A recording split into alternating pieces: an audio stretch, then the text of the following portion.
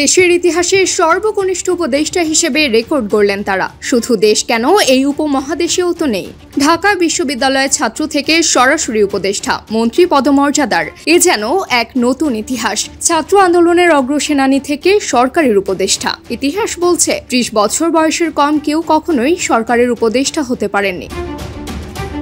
সবসময় প্রবীণ এবং অভিজ্ঞদের জায়গা পেতে দেখা যায়। এবারই প্রথমবারের মতো দুই তরুণ তুর্কি জায়গা পান যাদের বয়স ৩০ বছরের কম। সার্টিফিকেট অনুযায়ী নাহিদ এবং আসিফ দুজনের বয়সই ২৬ বছর। শুধু উপদেষ্টা নয়, সংসদ সদস্যও এত কম বয়সে হওয়ার নজির নেই। একাদশ জাতীয় সংসদ নির্বাচনে প্রয়াত আওয়ামী লীগ নেতা আব্দুল জলিলের ছেলে নিজামুদ্দিন জলিল জন ছিলেন দেশের সর্বকনিষ্ঠ সংসদ সদস্য। ওই সময় তার বয়স ছিল ২৭ বছর। এছাড়া সদ্য সাবেক তথ্য ও প্রযুক্তি প্রতিমন্ত্রী জুনায়েদ আহমেদ পলক ২৯ বছর বয়সে নবম জাতীয় সংসদ নির্বাচনে নাটোর ৩ আসন থেকে আওয়ামী লীগের মনোনয়নে এমপি নির্বাচিত হয়ে সারা দেশে আলোচনায় এসেছিলেন।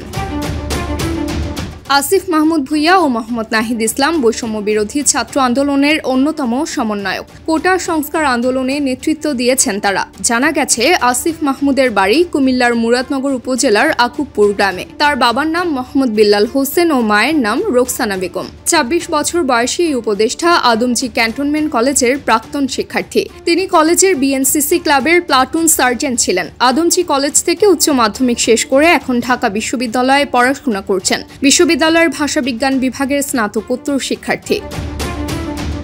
এছাড়া আরেক উপদেষ্টা হলেন নাহিদ ইসলাম। তার বয়সও ২৬। ১৯৯৮ সালে ঢাকায় নাহিদ জন্মগ্রহণ করেন। তিনি বিবাহিত।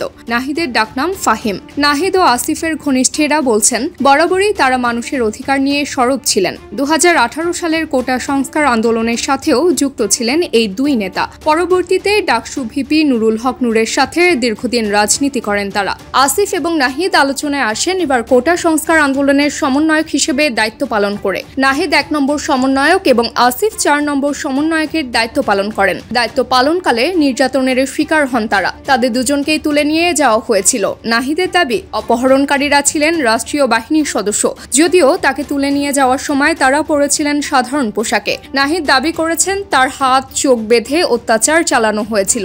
বারবার কোটা সংস্কার আন্দোলন নিয়ে প্রশ্ন করা হয়েছিল তাকে। নাহিদের অপহরণ এমন খবর আগুনের মতো ছড়িয়ে পড়েছিল আন্দোলনকারীদের মধ্যে। রাতারাতি তার জনপ্রিয়তা বৃদ্ধি পায়। একই ঘটনা ঘটে আসিফের ক্ষেত্রেও। পরে তাদের ফেরত দেয়া হলেও চিকিৎসা চলাকালীন অবস্থায় আবারও তুলে নিয়ে যাওয়া হয় ডিবিতে। পরবর্তীতে আন্দোলন প্রত্যাহার করতে বাধ্য করা হয় তাদের। নির্যাতনের পরও দমে যাননি তারা। নাহিদ এবং আসিফ সহ ৬ সমন্বয়ক ডিবি কার্যালয়ে ৩২ ঘণ্টা অনশনের পর সুশীল সমাজের চাপে তাদের পরিবারের জিম্মায় ছাড়া হয়। বের হয়েই তারা আন্দোলন চালিয়ে যাওয়ার ঘোষণা দেন। পরবর্তীতে এক দফা ঘোষণা করেন নাহিদ ইসলাম, যার ফলশ্রুতিতে পদত্যাগ করতে বাধ্য হন শেখ হাসিনা। আর তাদের নেতৃত্বে তৈরি হয় ইতিহাস। নিজেরাও হলেন ইতিহাসের গুরুত্বপূর্ণ অংশ।